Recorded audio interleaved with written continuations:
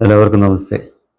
എൻ്റെ ഇന്നത്തെ വീഡിയോയും നമ്മളുടെ പ്രസിഡന്റ് സുപ്രീം കോടതിയിൽ നടത്തിയിരിക്കുന്ന ആ പ്രസിഡൻഷ്യൽ റെഫറൻസിനെ കുറിച്ചാണ്. അതായത് പ്രസിഡൻറ്റിൻ്റെയും ഗവർണർമാരുടെയും അധികാരം കവർന്നുകൊണ്ട് ആ അധികാരത്തിൽ കടന്നു കയറിക്കൊണ്ട് കഴിഞ്ഞ ഏപ്രിൽ 8-ാം തീയതി സുപ്രീം കോടതി വിധിച്ച ആ വിധിയെ അടിസ്ഥാനമാക്കിയുള്ളത് തന്നെയാണ്. നമുക്കറിയാം, നമ്മുടെ രാജ്യത്തിൻ്റെ നിലനിൽപ്പ്, ഭരണം എല്ലാം, കോടതികളെല്ലാം പ്രവർത്തിക്കുന്നത് ഭരണഘടന അടിസ്ഥാനമാക്കിയാണ്. ആ ഭരണഘടനയിൽ പ്രകാരമാണ് ഭരണം നടക്കുന്നത്. ഈ ഭരണഘടന പാർലമെൻറ്റിനും നിയമസഭകൾക്കും കോടതികൾക്കും അവർക്ക് പാലിക്കേണ്ട അധികാരങ്ങൾ, അവരുടെ കടമകൾ വ്യക്തമായി പ്രതിപാദിച്ചിട്ടുള്ള ഒരു ആധികാരികമായിട്ടുള്ള ഒരു പുസ്തകമാണ് ഭരണഘടന. ഈ ഭരണഘടന അത് ഈ കോടതി അല്ലെ ജഡ്ജിമാർ വായിച്ചു നോക്കിയിട്ടുണ്ടായിരുന്നുവെങ്കിൽ, അതിനെക്കുറിച്ച് ഇവർക്ക് എന്തെങ്കിലും ഒരു ബഹുമാനം ഉണ്ടായിരുന്നുവെങ്കിൽ, ഈ കോടതി ഈ അന്നത്തെ ആ വിധി പ്രഖ്യാപിച്ച പർദിവാല ഉൾപ്പെടെയുള്ള ജഡ്ജിമാർക്ക് ഈ ഭരണഘടനയോട് അല്പമെങ്കിലും ബഹുമാനം ഉണ്ടായിരുന്നുവെങ്കിൽ ഇത്തരം ഒരു വിധി പുറപ്പെടുവിക്കുകയില്ലായിരുന്നു. ആ ഭരണഘടനയുടെ ആർട്ടിക്കിൾ 220 പ്രകാരം ഒരു ഗവർണർക്കോ എത്ര നാൾ വേണമെങ്കിലും ഒരു സംസ്ഥാന നിയമസഭ പാസ്സാക്കുന്ന ബില്ല് അത് തെറ്റാണെങ്കിൽ പിടിച്ചു വയ്ക്കാൻ അധികാരമുണ്ട്. തെറ്റാണെങ്കിലും ശരിയാണെങ്കിലും പിടിച്ചു വയ്ക്കാനുള്ള അധികാരമുണ്ട്. ഒരു മണി ബിൽ ആയാൽ പോലും അത് എത്ര നാൾ വേണമെങ്കിലും പിടിച്ചു വയ്ക്കാം. അതിനെ ഒരു രീതിയിലും ചോദ്യം ചെയ്യാൻ നിയമസഭയ്ക്ക് അധികാരം ഇല്ല എന്നുള്ളതാണ് ഭരണഘടന നൽകുന്ന അവകാശം. അത്രമാത്രം വ്യക്തമായിട്ട് ഭരണഘടന ഗവർണർമാരുടെയും പ്രസിഡന്റിൻ്റെയും അധികാരത്തെക്കുറിച്ച് വിശദീകരിച്ച് പറയുന്നുണ്ട്. ഗവർണർക്കെതിരെ കേസ് കൊടുക്കാൻ പോലും ഒരു സർക്കാരിന് അധികാരമില്ല, നിയമസഭയ്ക്ക് അധികാരമില്ല. അഥവാ ഒരു കേസ് ഒരു കോടതി, സുപ്രീം കോടതി ഉൾപ്പെടെ ഏതെങ്കിലും ഒരു കോടതിയിൽ ഗവർണർക്കോ പ്രസിഡന്റിനോ എതിരെ ഒരു കേസ് ഏതെങ്കിലും സംസ്ഥാന സർക്കാർ കൊടുത്താൽ അത് ഫയലിൽ സ്വീകരിക്കാൻ പോലും ഒരു കോടതിക്കും അധികാരമില്ല എന്നാണ് ഈ ഭരണഘടന പറയുന്നത്. അങ്ങനെയിരിക്കെ അത് തന്നെയുമല്ല, ഒരു കോടതിയുടെയും മുന്നിൽ ഗവർണറോ രാഷ്ട്രപതിയോ ഒരു ഉത്തരവും പറയാൻ ബാധ്യസ്ഥരല്ല. ഗവർണർമാരോടോ രാഷ്ട്രപതിയോടോ ചോദ്യങ്ങൾ ചോദിക്കാൻ പോലും കോടതികൾക്ക്, സുപ്രീം കോടതി ഉൾപ്പെടെയുള്ള കോടതികൾക്ക് അധികാരം ഇല്ല എന്നുമാണ് നമ്മുടെ ഭരണഘടന പറയുന്നത്. വസ്തുത ഇതായിരിക്കെ എന്തർത്ഥത്തിലാണ് ഈ സുപ്രീം കോടതി ഈ ഗവർണർക്കെതിരെയുള്ള തമിഴ്നാടിൻ്റെ കേസ് ഫയലിൽ സ്വീകരിച്ചത്, കേരള സർക്കാർ നൽകിയ ഹർജി ഫയലിൽ സ്വീകരിച്ചത്? എന്നിട്ട് അവരോട് ചോദ്യം ചോദിച്ചുകൊണ്ട് ഉത്തരം പറയണമെന്ന് പറഞ്ഞ് ഈ ആവശ്യപ്പെട്ടത് എന്തർത്ഥത്തിലാണ്, എന്തധികാരം ഉപയോഗിച്ചാണ്?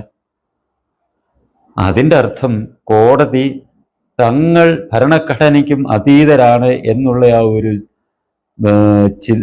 ചിന്തയോടുകൂടിയാണ് ഗവർണറോടും അത്തരം ചോദ്യങ്ങൾ ചോദിച്ചത്, അവരെ ഉത്തരം പറയാൻ ആവശ്യപ്പെട്ടത് എന്നത് നമ്മൾ മനസ്സിലാക്കുക. കോടതികൾക്ക് ഭരണഘടന വ്യാഖ്യാനിക്കാം, പക്ഷേ ഒരു ഭരണഘടനയിൽ ഭേദഗതി വരുത്താൻ ഒരധികാരവുമില്ല. ഒരു സുപ്രീം കോടതിക്കും അധികാരമില്ല. അവർക്ക് വ്യാഖ്യാനിക്കാം എന്ന് മാത്രമേ ഉള്ളൂ.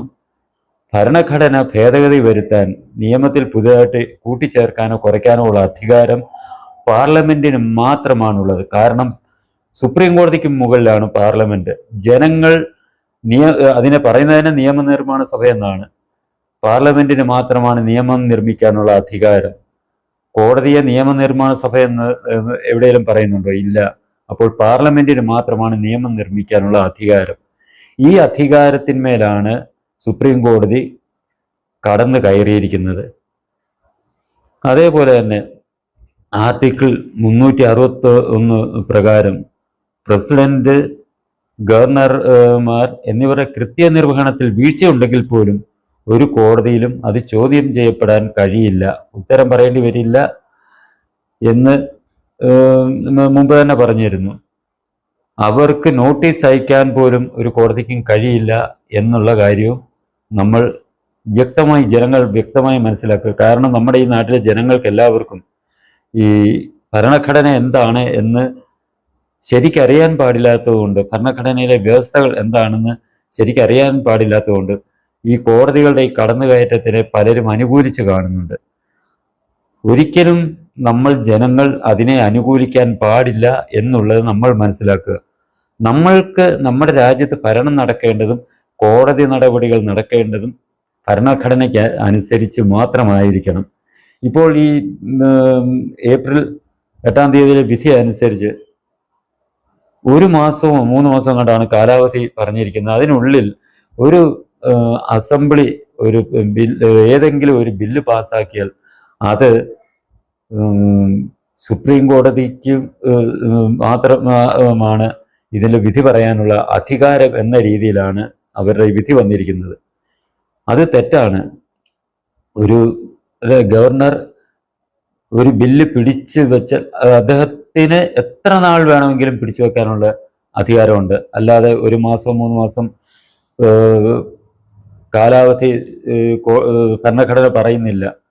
അപ്പോൾ തീർച്ചയായും ഗവർണർമാർ ഇത് പഠിച്ചിട്ട് രാജ്യത്തിന് യോജിക്കാത്തതാണ് എന്നുണ്ടെങ്കിൽ അത് പിടിച്ചു വെക്കുന്നത് സ്വാഭാവികമാണ്.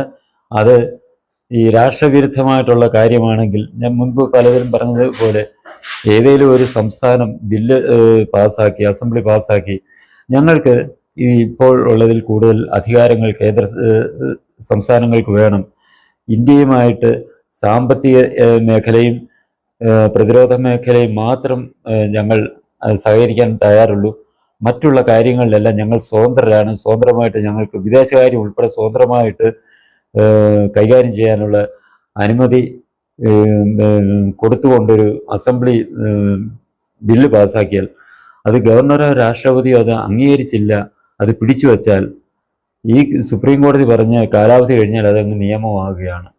അത് രാജ്യത്തിൻ്റെ വിഘടനത്തിലേക്കാണ് ഇത് നയിക്കുന്നത് എന്നുള്ള കാര്യം കോടതി ഒന്നുകിൽ അത് ചിന്തിച്ചിട്ടില്ല, അല്ലെങ്കിൽ ബോധപൂർവം അത് മറന്നു. കാരണം കേന്ദ്രം ഭരിക്കുന്നത് BJP ആണ്, സംസ്ഥാനങ്ങൾ ഭരിക്കുന്ന പ്രതിപക്ഷ സംസ്ഥാനങ്ങളാണ് ഇത്തരം ആവശ്യം ഉന്നയിച്ചുകൊണ്ട് വരുന്നത്.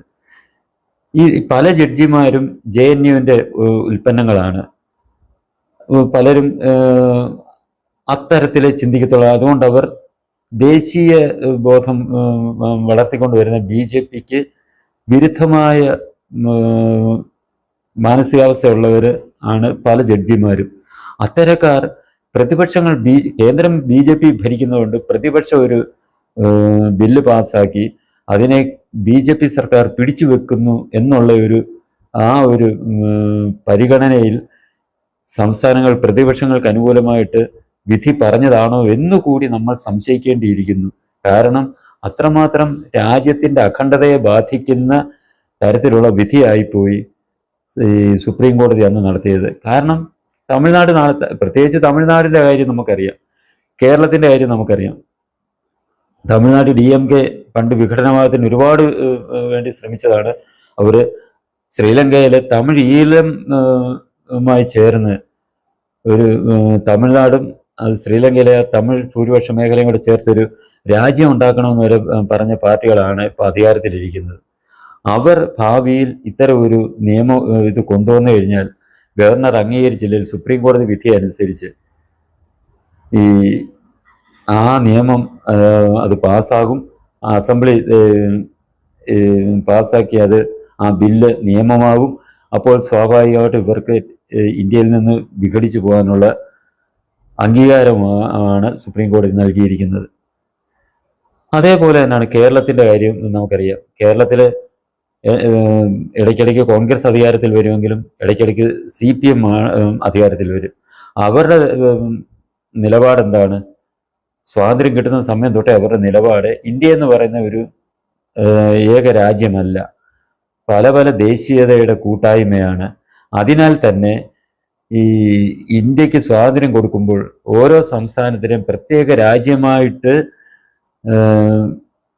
തന്നെ സ്വാതന്ത്ര്യം കൊടുക്കണമെന്നാണ് ഈ CPM-ന്റെ പൂർവ്വരൂപമായ കമ്മ്യൂണിസ്റ്റ് പാർട്ടി അന്ന് നിലപാടെടുത്തത്.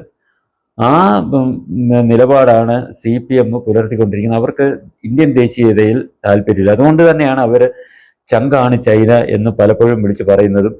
അടുത്ത സമയത്ത് CPM-ന്റെ സംസ്ഥാന സെക്രട്ടറി M.V. ഗോവിന്ദൻ ഒരു പ്രസ്താവന അവരുടെ പാർട്ടിയുടെ ഒരു പോഷക സംഘടനയുടെ പരിപാടിയിൽ വെച്ച് പറഞ്ഞിരുന്നു, ചൈന അമേരിക്കയെക്കാട്ടിൽ ശക്തരാകുന്നതിൽ അഭിമാനമുണ്ടെന്ന് പറഞ്ഞത്. അദ്ദേഹം ഒന്നും ഇത് പറയാൻ കൂട്ടാക്കിയില്ല. ഇന്ത്യ ലോകത്തെ ഏറ്റവും വലിയ ശക്തിയാകുന്നതിൽ ഞങ്ങൾക്ക് അഭിമാനമുണ്ടെന്നല്ല പറഞ്ഞത്, ചൈന അമേരിക്കയെക്കാൾ ശക്തരാകുന്നതിൽ തങ്ങൾക്ക് അഭിമാനമുണ്ടെന്ന്. ഇങ്ങനെയുള്ള ഒരു പാർട്ടി ഭാവിയിൽ ഒരു ബില്ല് കൊണ്ടുവന്നു എന്നിരിക്കട്ടെ. ആ ബില്ല് ഇപ്രകാരമായിരിക്കാം: കേരള സംസ്ഥാനം ഞങ്ങൾക്ക് ഇന്ത്യൻ യൂണിയനിൽ നിന്ന് മാറി ചൈനയുടെ ഭാഗമാകാൻ ആണ് തീരുമാനിച്ചിരിക്കുന്നത്. അല്ലെങ്കിൽ ഞങ്ങളൊരു സ്വതന്ത്ര കമ്മ്യൂണിസ്റ്റ് രാഷ്ട്രം. കമ്മ്യൂണിസത്തിൻ്റെ ആ ഒരു പ്രത്യേകത എന്ന് പറയുക ഏകാധിപത്യമാണ്. അവിടെ ജനാധിപത്യമില്ല.